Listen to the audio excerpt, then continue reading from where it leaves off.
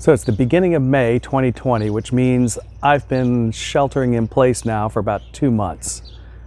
What are you going to do when you're stuck at home, no place to go? Well, if you're like me, it's a great time to brew beer.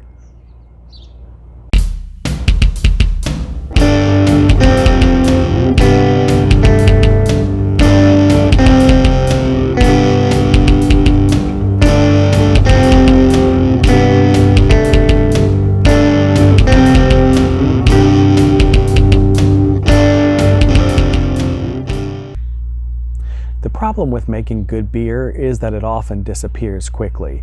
Right now on tap, I've got a number of beers that are just about to kick, and they're a glass or two away from being empty. Luckily, I do have some things queued up.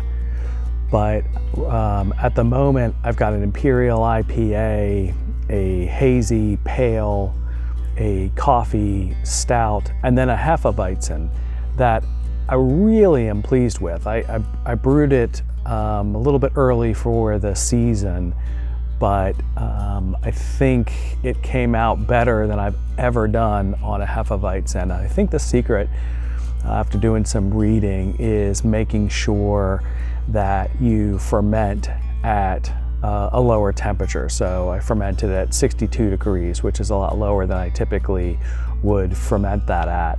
And as a result, it gets a lot more of that clove taste that you just don't typically get at the higher temperatures. And it's really what, to me, defines a really good Hefeweizen, like a Weihenstephaner or something like that. So I did go out yesterday, in fact, to make sure that I'm ready and pick up ingredients for another batch of the Hefeweizen. And speaking of going to my local homebrew store, I do have to give a huge shout out to Maryland Homebrew in Columbia, Maryland. They've been around forever. I've been going there for decades now, and they have done a really great job from the very beginning with this social distancing and being able to support their customers. And they've just got it down to a really great process where you just order online. Very simple for in-store pickup.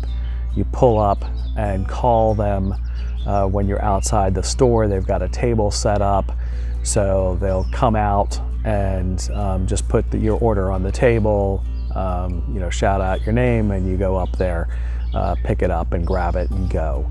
So easy, and it's great that they're still able to remain open and support many of their customers like me who've actually been brewing a lot more since this shelter in place has started. So I took advantage of the great weather yesterday to brew a amber ale, and it's been one that I've been brewing for a while on a pretty frequent basis. Last week I also brewed and I made an Imperial IPA. It's similar to Flying Dog's The Truth. I do have this problem whenever I brew 2 weeks in a row. I have a chest freezer that I've converted to a fermenter cooler, and so it'll keep the temperatures at a specific range that I define. And so, but I can only get one fermenter in there at any given time. So I did go ahead and pull out the Imperial IPA. It's pretty much done fermenting, and the temperature in the basement is pretty consistent and stable, so I don't really worry about that too much after a week of fermentation. So I'm just going to dry hop that probably later today for a couple of days, and then kick it over to a keg. But in the meantime, that did make a little bit of room once I pulled that out to stick the amber in, so that can go for the next week.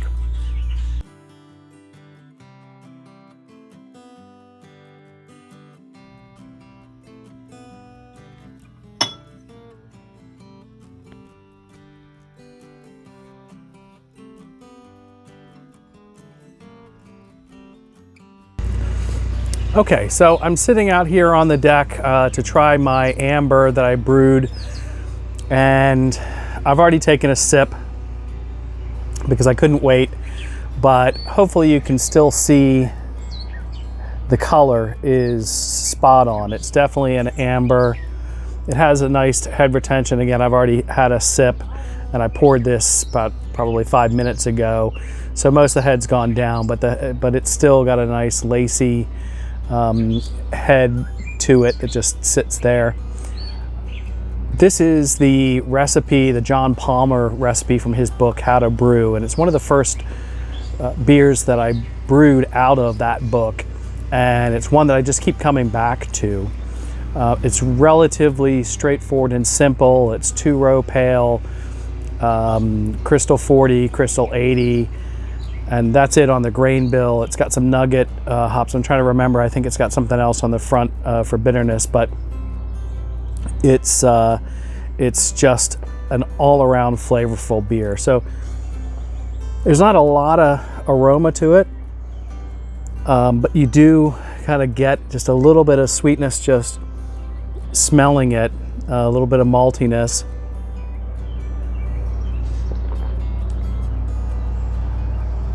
It's a really flavorful beer. It's got a nice balance. The hops are definitely pronounced, not over the top, but you definitely are balancing out some of the sweetness. There's some raisiny flavors in this. Definitely malty, a little bit of caramel, but not too much. I think it's also got some fruitiness to it. I'm trying to put my finger on exactly what that fruitiness is, but something in kind of the plum, the stone fruit, as I call it, arena.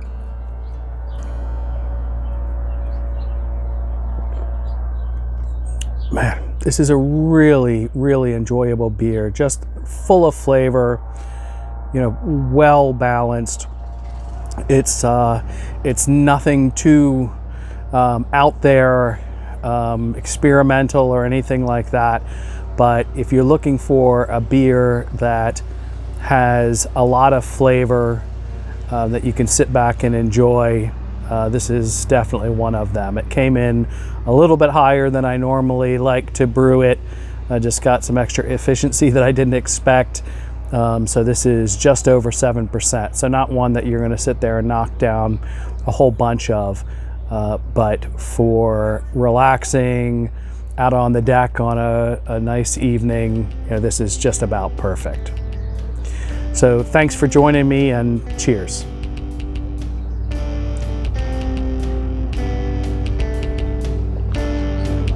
Man, that is good.